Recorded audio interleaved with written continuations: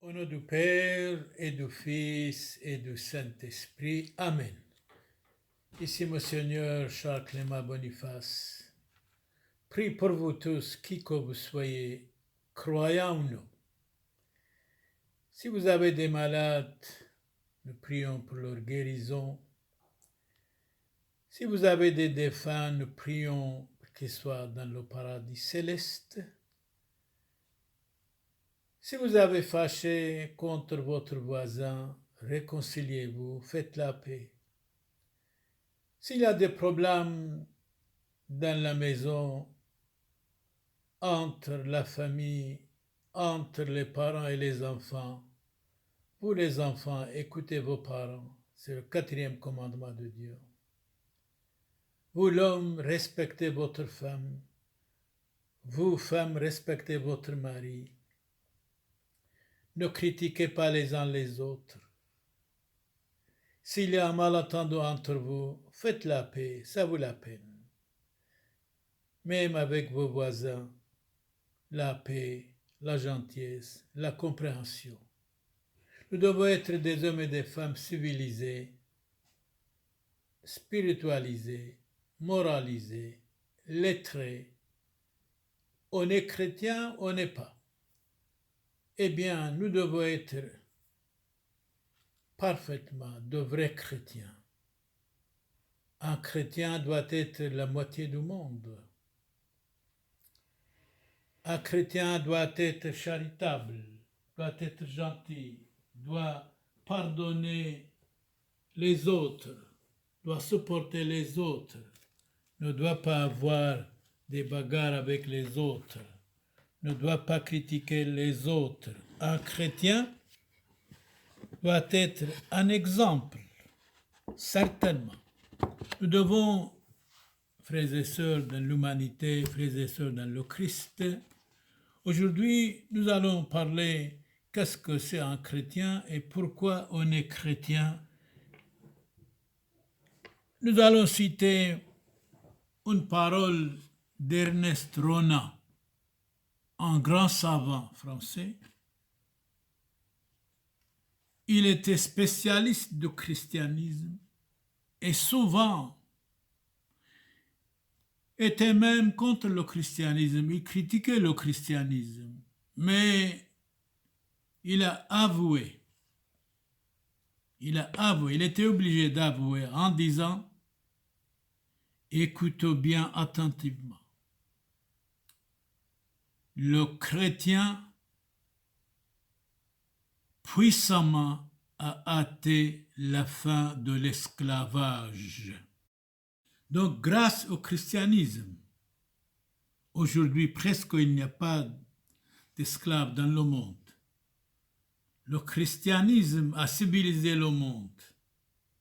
Le christianisme a construit les universités, les collèges, les hôpitaux. Le christianisme a civilisé le monde. Heureusement, nous avons le christianisme. Il ne faut pas critiquer le christianisme. Il ne faut pas être ingrat contre le christianisme. Si l'Europe a inventé tant d'inventions, c'est grâce au christianisme. Donc nous allons parler de chrétiens aujourd'hui. Je suis chrétien, c'est-à-dire que je crois à la divinité de Jésus-Christ, disait un savant Cauchy, mort en 1789. Saint Cyprien de Carthage, martyr en 258, ce qu'est le Christ, nous le serons si nous l'imitons. Nous devons imiter le Christ, c'est-à-dire être charitable, aimer nos ennemis, pardonner les autres. C'est ça, imiter le Christ. Supporter les uns les autres, de ne pas critiquer les autres, de ne pas murmurer contre les autres. Léon le Grand, mort en 461, reconnais aux chrétiens ta dignité et entre en participation de la nature divine.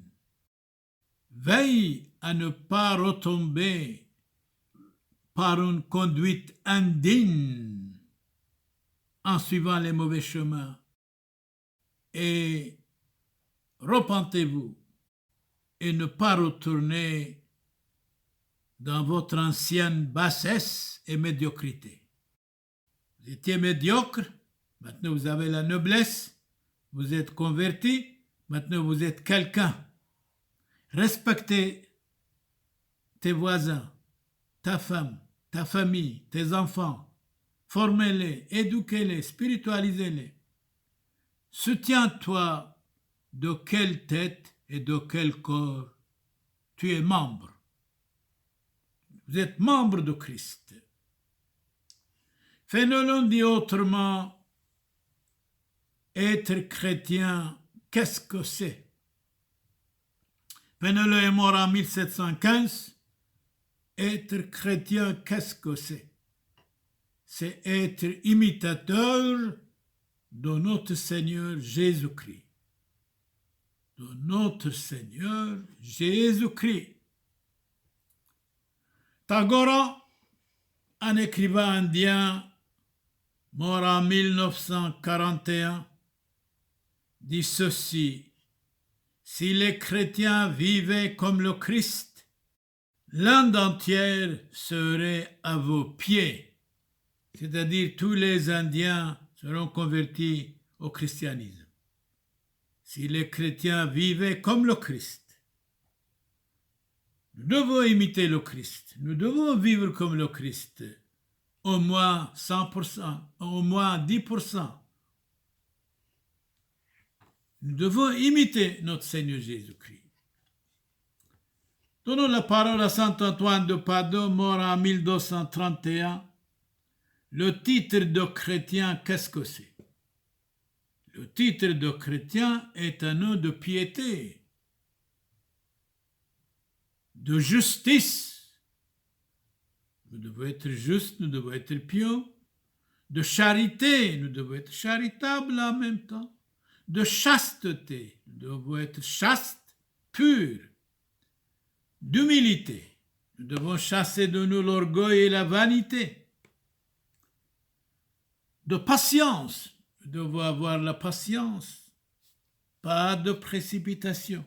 1 minute de patience pour sauver quelqu'un certainement, pour sauver nous-mêmes, de ne pas tomber dans la colère, dans la méchanceté.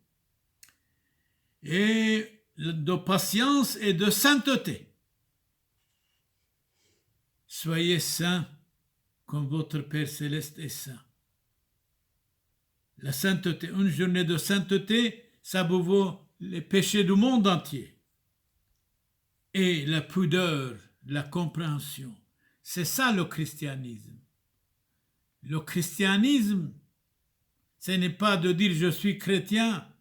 Nous devons dire je suis chrétien, fier de l'être, j'applique le christianisme 100%. Même si vous appliquez 10%, c'est déjà encore bien. Saint Ignace d'Antioche, 3e patriarche des Araméens, martyrisé à Colisée, à Rome, 107, par l'empereur Trajan, nous dit un mot: il faut non seulement porter le nom de chrétien, mais l'être. Oui, de dire je suis chrétien, c'est facile, mais appliquer le christianisme. Il faut non seulement porter le nom de chrétien, mais de l'être. Vous êtes tout le temps fâché de l'autre. Vous critiquez tout le temps les autres. Vous attaquez tout le temps les autres. Vous murmurez tout le temps contre les autres. Et vous dites je suis chrétien, ça ne va pas. Un chrétien doit imiter Jésus-Christ, doit être parfait. Comme Jésus a dit, soyez parfait comme votre Père céleste est parfait.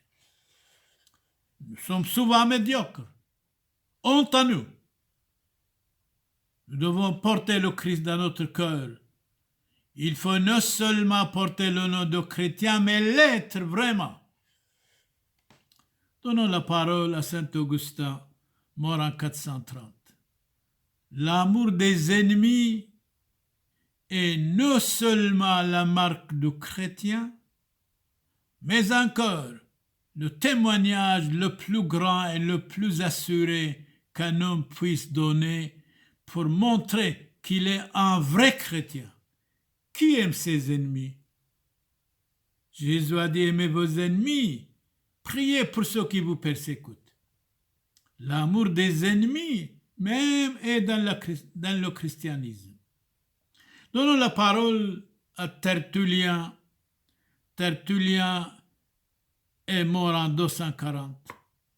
Il disait aux empereurs romains, nous sommes d'hier chez vous. Vous nous avez accueillis, mais nous sommes partout. Un jour, nous autres, on va vous dominer. Et c'est passé exactement ça. Qui aime ses amis? À tout le monde.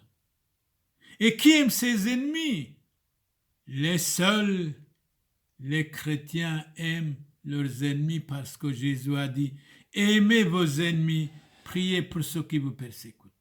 Malheureusement, beaucoup d'entre nous, nous détestons nos ennemis. Nous devons les aimer quoi qu'il arrive parce que Jésus nous a dit, et il savait le pourquoi nous a dit, aimez vos ennemis, priez pour ceux qui vous persécutent. Madame de Staël, morte en 1817. Le chrétien a véritablement apporté la vérité sur la terre. Une dame extraordinaire. Le chrétien a véritablement apporté la vérité sur la terre. La vérité est lente, mais malheureusement, le mensonge est pressé. Le christianisme a apporté la justice envers les opprimés. Le christianisme a apporté le respect pour les malheureux. Le christianisme, c'est-à-dire les chrétiens, enfin, l'égalité devant Dieu. L'égalité devant Dieu. Voilà Madame de Staël, morte en 1870. Le chrétien a véritablement apporté la vérité sur la terre, a apporté la justice envers les opprimés. Le christianisme et le chrétien a apporté le respect pour les malheureux, enfin l'égalité devant Dieu. On ne peut ni parler contre le chrétien sans colère, ni parler de lui sans amour. Parce que le christianisme a fait beaucoup de bien, à civiliser le monde, à civiliser l'Occident. De temps en temps, si on est fâché, on critique, c'est autrement. Mais on va regretter le christianisme. Si nous allons remplacer le christianisme par une autre religion, on va regretter amèrement. Il faut regretter avant et pas après. Saint Macaire, mort en 390, un faux chrétien n'est pas un chrétien. Il est un vase d'erreurs diaboliques. Nous devons être de vrais chrétiens. De vrais. Sa méthode, mort en 885, tous ceux qui disent être chrétiens ne le sont pas, car on trouve peu de vrais chrétiens. Nous devons être de vrais chrétiens, non seulement en parole, mais en action, mais vigilants et prudents, bien sûr. Que voit-on aujourd'hui dans presque toutes les réunions de chrétiens, sinon un cloaque de vices? Surtout aujourd'hui. Nous prétendons être des chrétiens, nous perdons le mérite dans ces grands titres par le vice et la perversité. Nous sommes souvent vicieux et vicieuses. Méfions-nous de tomber dans le vice et dans la perversité. Honte à nous, gare à nous. Si oui, convertissons-nous. Sinon, continuons dans le bon sens. Voilà, un empereur romain, Marc Aurèle, mort 180 après Jésus-Christ. Les chrétiens, on dirait, sont des imbéciles. Ils prient pour leurs ennemis. Ah non, non, non, non, non. Vraiment, ils sont des saints. Ce sont des saints et des saintes parce qu'ils prient pour leurs ennemis. Ils sont persécutés et ils prient pour nous tous. C'est ça le chrétien. Selon l'évangile Saint Jean chapitre 13 verset 35, il y a un signe auquel tous connaîtront que vous êtes mes disciples. Jésus disait, c'est l'amour que vous aurez les uns pour les autres. En aimant les uns les autres, en aimant vos ennemis, en supportant les uns les autres. C'est ça. Voilà, Jésus dit à ses disciples, selon Saint Jean, chapitre 13, verset 35. Il y a un signe auquel tous reconnaîtront que vous êtes mes disciples.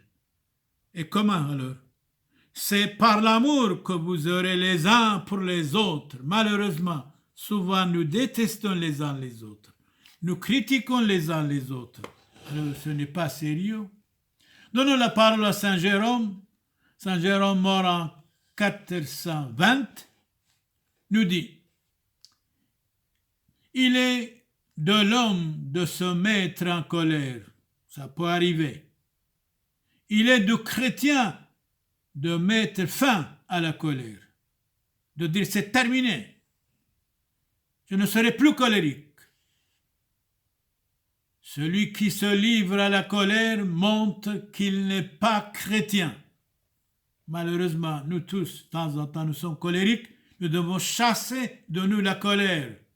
Saint Jérôme dit, celui qui se livre à la colère montre qu'il n'est pas chrétien, ou bien un faux chrétien, ou un chrétien de nom. L'évangile de notre Seigneur Jésus-Christ, dans l'évangile Saint-Marc, chapitre 9, verset 50, Jésus dit, ayez du sel en vous-même et soyez en paix les uns avec les autres. Malheureusement, il y a l'amertume en nous, il y a la haine en nous, il y a la méchanceté en nous, il y a les critiques des autres en nous. On ne fait rien. Ce que Jésus-Christ a dit, presque rien du tout, rien du tout. Quelque chose ne nous convient pas, c'est la fin du monde. Je ne peux jamais pardonner, je ne peux jamais oublier, il m'a critiqué, qui est-il, etc., etc. Mais l'Évangile dit, Jésus dit, Saint Marc chapitre 9, verset 50, ayez du sel en vous-même, soyez en paix les uns avec les autres. C'est tellement beau. L'âme chrétienne doit être le temple de Dieu Tout-Puissant éternel. Saint Grégoire le thaumaturge, mort en 270. Il était disciple d'origine, un grand savant grec. Fut nommé évêque de Néo-Césarée. Lors de sa accession au siège, il avait tout juste 17 chrétiens pratiquants dans son diocèse. Quand il est mort, il restait 17 païens. Il a converti tout le monde. Voilà Saint Grégoire le thaumaturge, un vrai missionnaire, mort en 270. Il est nommé à Néo-Césarée, il y avait 17 chrétiens. Et tous les autres étaient des païens. Saint Grégoire les a convertis. Quand il est mort, il restait 17 païens. Tous étaient convertis. Félicitations. Je vous rendrai ce coup si je n'étais pas chrétien. Mais vous avez la chance. Je suis chrétien, je ne peux pas vous frapper. Vous m'avez insulté, mais vous êtes pardonné, disait Saint Christophore, mort en 250. Cardinal Daniel mort en 1974. Un chrétien n'est jamais qu'un païen en voie de conversion. C'est-à-dire nous devons toujours progresser dans le christianisme, dans la charité, dans la bonté, dans la tolérance, compréhension envers les autres. Il faut qu'on garde autrement. Nos églises sont encore pleines de païens qui vont à la messe. C'est vrai, si nous allons à la messe, si on ne change pas notre vie, si on n'est pas mieux qu'hier, ça ne sert à rien d'y aller. Quand nous allons à l'église, si nous critiquons les autres, si on parle contre l'autre, si on regarde à l'autre avec méchanceté, ça ne va pas. Pourquoi vous allez à l'église? Vous allez à l'église pour que vous changiez votre vie, pour que vous ayez une autre vie, pour que vous pardonniez, pour que vous deveniez quelqu'un de vrai chrétien. Vous portez vainement, inutilement le nom de chrétien si vous persécutez le Christ dans ses serviteurs. Votre nom vous dit chrétien, d'accord, mais votre conduite fait de vous un antichrist. Avez-vous compris? Vous portez vainement, inutilement le nom de chrétien si vous persécutez le Christ dans ses serviteurs. Votre nom vous dit chrétien, mais votre conduite fait de vous antichrétien, antichrist. C'est clair. Tertullien encore revient, le sang des martyrs est une semence de chrétiens. Le christianisme a donné beaucoup de martyrs, beaucoup de savants, beaucoup de charité en même temps. Chrétien et chrétienne, adjectif, qui est baptisé et qui fait profession de la foi de Jésus-Christ. Mais quand le nom chrétien était calé au christianisme, nous trouvons ici dans les Actes des Apôtres, chapitre 11, verset 26. Chapitre 11, verset 26. Nous qui, selon les Actes des Apôtres, faut appliquer d'abord aux disciples d'Antioche l'année 43 après Jésus-Christ. Donc, premier chrétien converti, c'était à Antioche. C'est pour cela que nous avons un patriarche, on dit patriarche d'Antioche et de tout l'Orient. Premier chrétien était nommé à Antioche par Saint Pierre l'année 43 et Saint Pierre quitte Antioche, il vient à Rome pour convertir les Romains et là il était martyrisé par 5e empereur de Rome, Néron. Donc de vrais chrétiens étaient convertis, nommés Antioche. On trouve ça dans les Actes des Apôtres, chapitre 11, verset 26. C'est clair? Saint Paul dit autrement, ce fut le dessein de Dieu de récapituler toutes choses dans le Christ, celles qui vont au ciel et celles qui sont sur la terre. Donnons la parole à saint Thomas d'Aquin. Le chrétien est celui qui appartient à l'esprit de Jésus-Christ, qui imite Jésus-Christ, qui a l'esprit de Jésus-Christ en lui, la bonté, la gentillesse, la compréhension, la charité, le pardon, et qui meurt au péché à l'exemple de Jésus-Christ. Si nous sommes méchants, jaloux, curieux, pécheurs, à critiquer l'autre, et si nous disons nous sommes chrétiens, honte à nous, gare à nous. Il faut être chrétien non seulement de nom, mais d'action totalement. Donnons la parole à saint Augustin. Saint Augustin est mort en 430, de même qu'il est inutile qu'un grand arbre se couvre de verdure s'il ne porte point de fruits. Voilà le chrétien. Il est chrétien, mais il n'a pas de fruits. Il n'a pas de différence entre lui et les autres. Il attaque les autres, il insulte les autres, il est ennemi des autres. C'est comme un arbre, très bien, mais il ne donne pas de fruits. Saint Augustin, de nouveau, ajoute, de même qu'il est inutile qu'un grand arbre se couvre de verdure s'il ne porte point de fruits. De même, il est inutile de porter le nom de chrétien s'il n'est pas bon, s'il n'est pas charitable, s'il n'est pas tolérant, s'il n'est pas gentil, s'il critique les autres, s'il attaque les autres, s'il est l'ennemi des autres, s'il est fâché contre les autres. Il n'est pas chrétien, il est comme un arbre qui a des verdures, mais il n'a pas de fruits. Donnons la parole à saint Ambroise, mort en 397. Le chrétien qui ne possède pas la terre possède Jésus-Christ tout entier. Même si nous sommes attaqués, misérables, pauvres, si nous avons Jésus-Christ notre Seigneur, nous sommes tellement riches, tellement bien, tellement heureux. Le chrétien qui ne possède pas la terre possède Jésus-Christ tout entier. Donnons la parole à saint Basile le Grand, 373 est décédé.